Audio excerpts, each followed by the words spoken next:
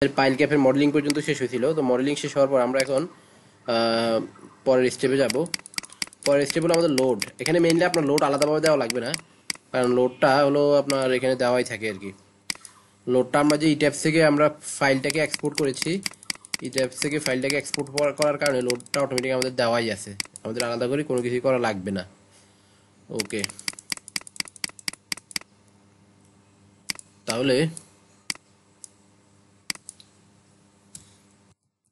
তাহলে আমরা এখন এই যে লোড শেষ, আমাদের এই যে এতটুকু পর্যন্ত শেষ।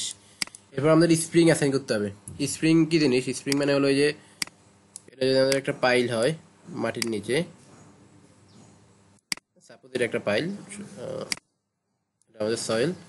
তাহলে এই যে এখানে যদি স্যান্ডি সয়েল থাকে, স্যান্ডি না ক্লে সয়েল থাকে মানে কাদা মাটি থাকে, তাহলে এখানে এগুলা এই যে এভাবে ইয়ের মতো কাজ করবে, মানে স্প্রিং এর মতো কাজ করবে।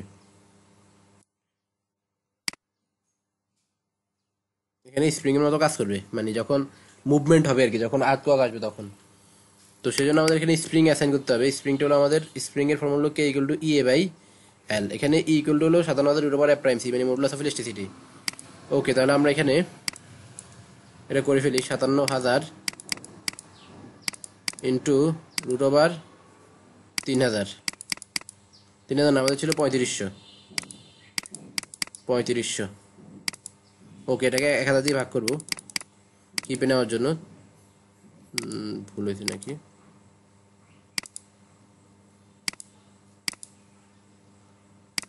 সাতান্ন হাজার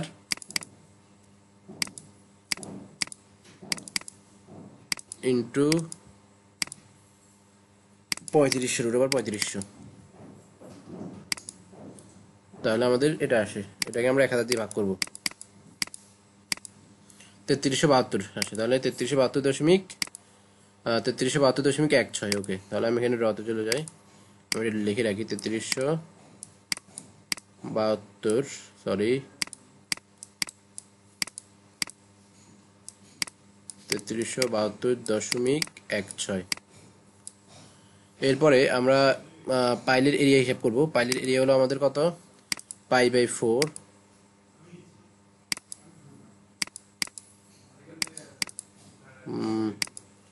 পাই বাই 4 ডি স্কোয়ার। ডি মানে হলো আমাদের এখানে ডায়া, পাইলের ডায়া হলো আমাদের 20 ইঞ্চি। তাহলে ওকে দিব আমি এখানে। তাহলে এখানে আসছে 314.16। আমি দিতেছি 314.16, 314.16। ওকে, আমাদের আর পাইলের লেন্থ কত? আমাদের পাইলের লেন্থ হলো এই সয়েল টেস্ট রিপোর্টে আমরা পাইছিলাম। পাইলের লেন্থটা আমি একটু দেখাই দিই। এই যে আমি বলেছিলাম কি 30 feet, minimum 30 feet, 30 SPT value মানে 30 ফিট আমরা পাইলটা ছাড়বো। তাহলে এখানে আমরা কোন বোরহোল 1 এবং বোরহোল 2, যেখানে বোরহোল 1 এবং বোরহোল 2টাতে কিন্তু মিনিমাম 30 পাওয়া লাগবে। তাহলে এই যে এখানে 77.5 ফিটের মধ্যে এখানে 30 পাচ্ছি, এখানে হলো এখানে পাচ্ছি না আবার। তাহলে এটা নিতে হবে আমাদের, এই যে 82.5। তাহলে এটা দেখেন, এখানে বোরহোল 1 50 আছে, বোরহোল 2তে 32 আছে, মানে দুইটাই 30-এর বেশি। তাহলে এটা নিব আমরা। লেন্থ হলো আমাদের কত? 82.5। তো আমি যদি 82.5 দিই,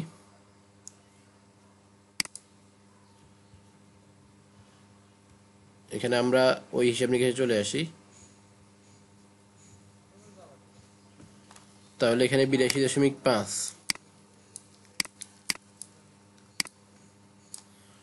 82.5 দেওয়ার পর আমরা এখন চলে যাব হলো আবার ইয়েতে সেফে, মানে আগে হিসাবটা করে নিই আমরা।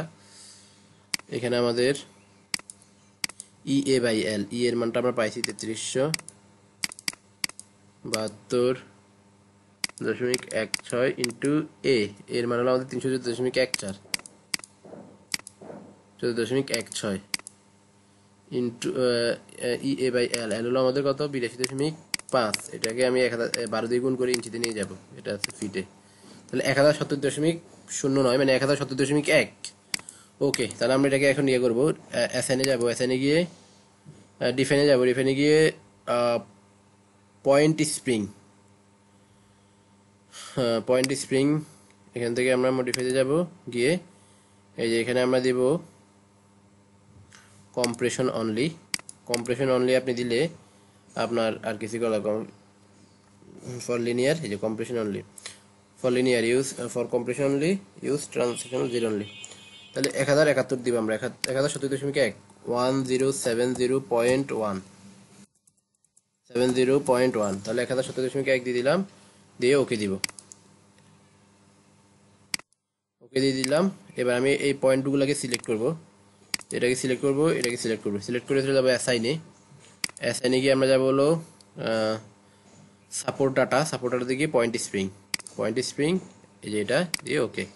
তাহলে আমাদের স্প্রিং কিন্তু অ্যাসাইন করা হয়ে গেল। ওকে, এবার আমরা পরের স্টেপে চলে যাব। পরের স্টেপে আমাদের চেক ডিজাইন প্রেফারেন্স। আমরা ডিজাইনে যাব, ডিজাইনে গিয়ে ডিজাইন প্রেফারেন্স, এই যে এখানে আমাদের এসি 31808 আমরা দিয়ে দিব এটাকে।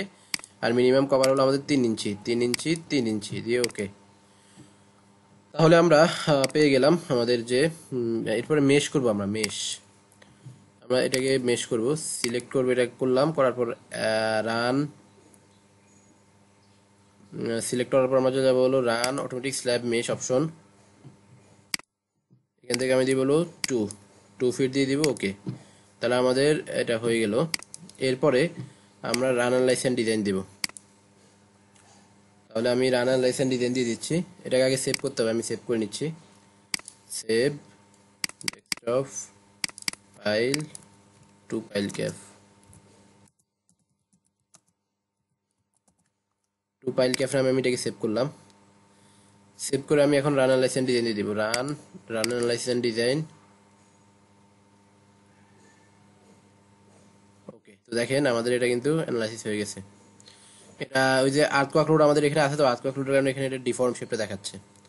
ডিসপ্লেতে গিয়ে শো অন ডিফর্ম শেপ দিলে কিন্তু আবার এটা চলে যাবে, যে এরকম চলে আসবে। ওকে, তাহলে আমাদের অ্যানালাইসিস শেষ। এরপরে আমরা চেকগুলো করবো। ওকে।